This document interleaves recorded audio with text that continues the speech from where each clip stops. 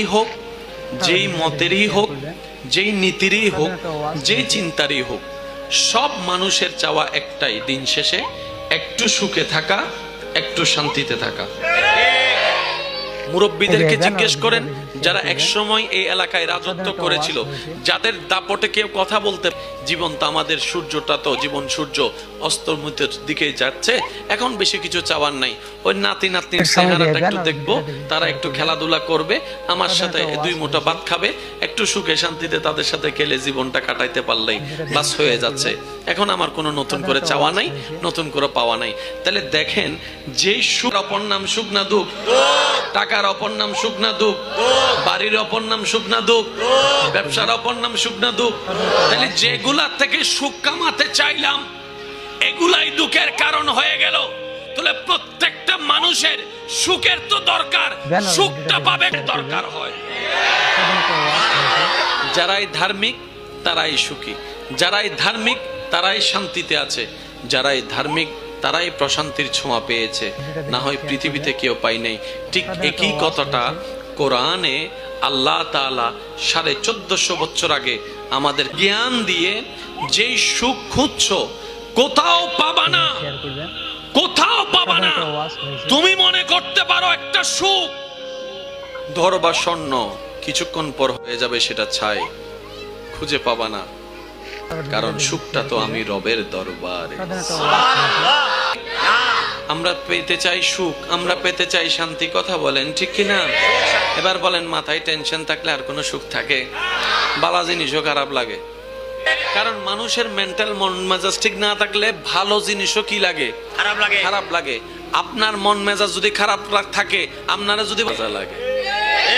একটু বোঝার চেষ্টা করেন কেন আমি কথাটা তুলেছি।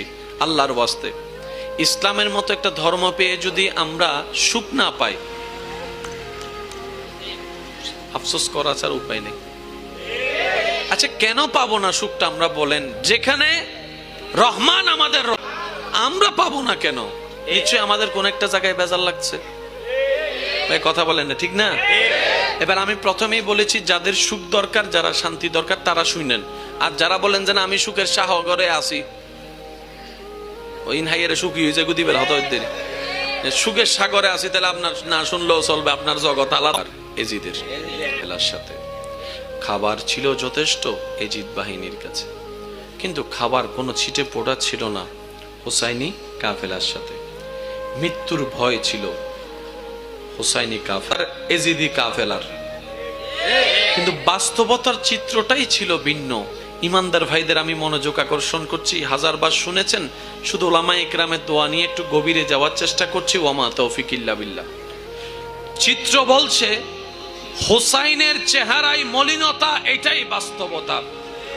হোসাইনের ইমাম হোসাইন কারবালার ময়দানে প্রশান্তির সাথে নামাজ পড়েছেন।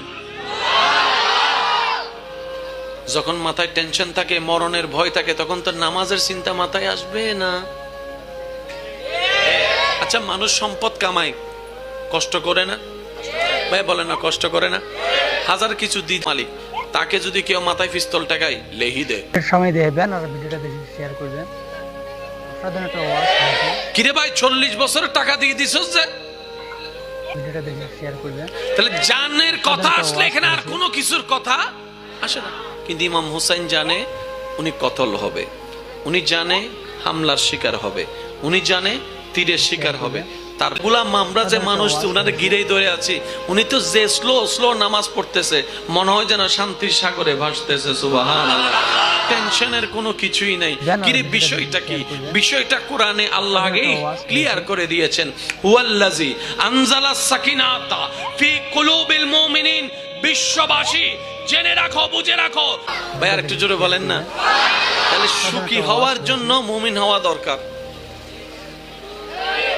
এখানে আর দ্বিতীয় কোনো অপশন নাই তো ভাই, দ্বিতীয় কোনো অপশন আল্লাহ রাখেই নাই।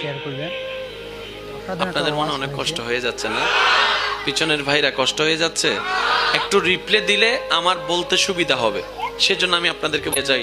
এমনও তো হতে পারে রব খুশি হয়ে জাহান্নামের গরম থেকে আমাদেরকে মুক্তি করে দিতে পারে, জান্নাত।